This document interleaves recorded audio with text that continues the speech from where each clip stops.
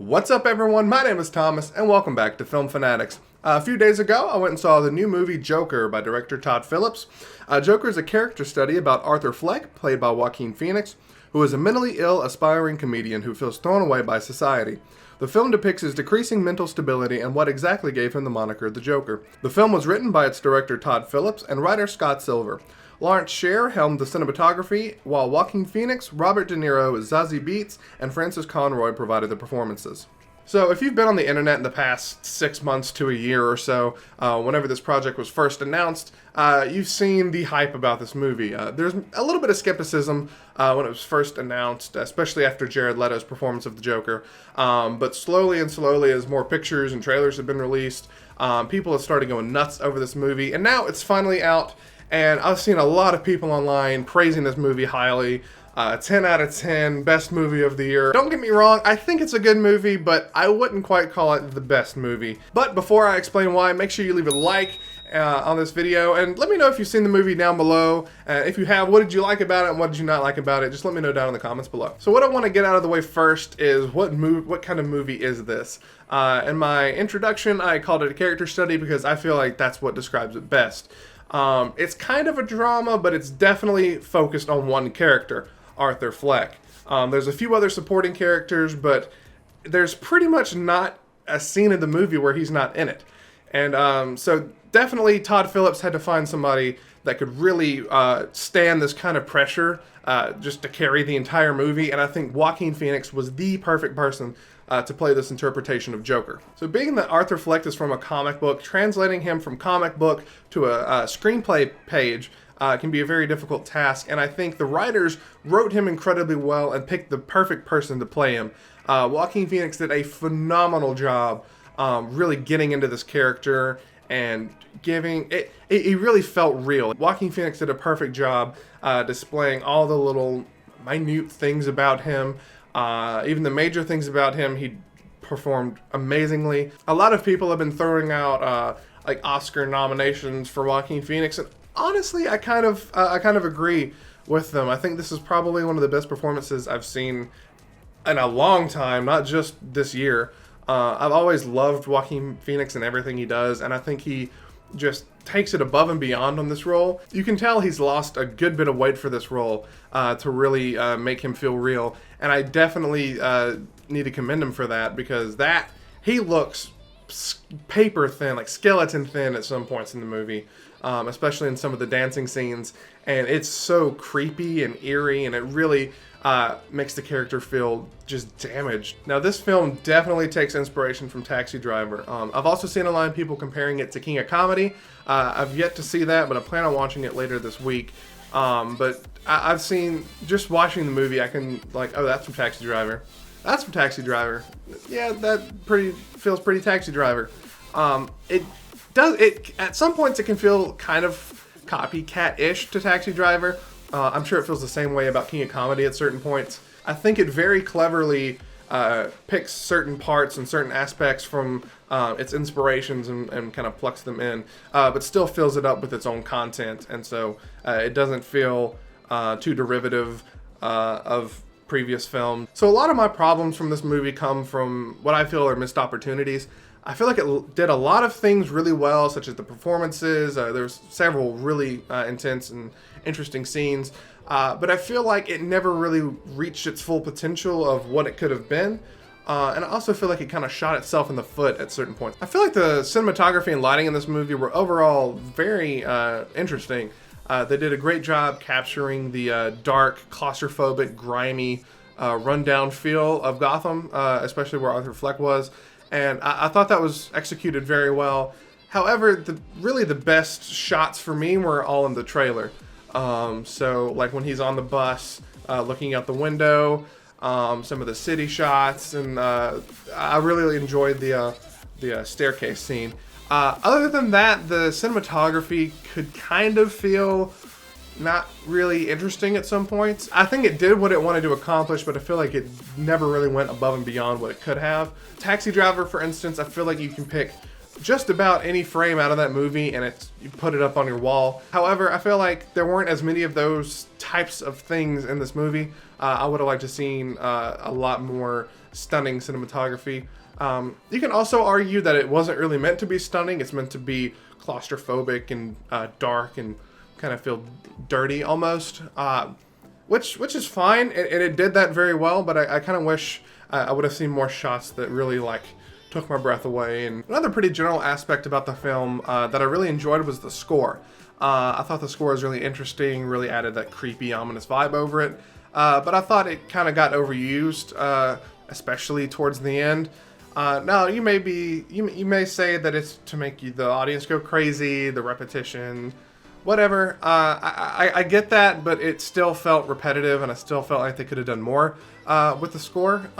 Even though it was good, for me it just kept going on, and it started to really distract me. So for me to talk about everything else I want to talk about, I'm gonna have to do a spoiler warning. So skip to this time right here if you don't want to be spoiled. All right, you got 5 seconds. 5, 4, 3, 2, 1. Let's get into spoiler talk. So overall, I thought some of the writing definitely lacked at certain points.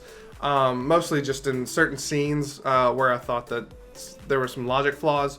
The main culprit for me was the file scene at Arkham Asylum, where Arthur Fleck is up at the grate and asking about his mother's files there and records there.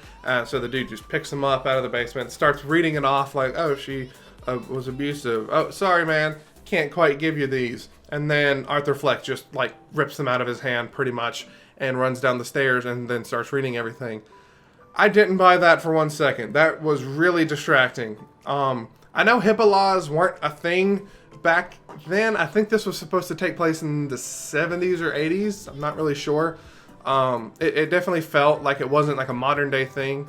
So I'll kind of give it a pass, but for you to tell me that a clerk is going to start reading off somebody's medical file and then they're just going to steal it, nobody's going to go after him. I don't believe that for a second. It really was distracting. You may call it nitpicking if you want to. I don't care. That's fine. But for me, it just really took me out of the film. I also it's kind of a complaint, but more so of a question. Something I really didn't feel was clear. You may also call me nitpicking for this as well, but whatever. In the scene where his 2 former colleagues that worked at the clown place, when they come and visit his apartment, and then Arthur Fleck kills one of his friends, and then he lets the other one go.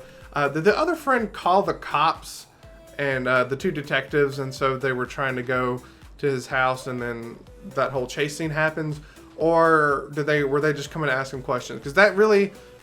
I didn't really feel a lot of closure on that scene. I know you might...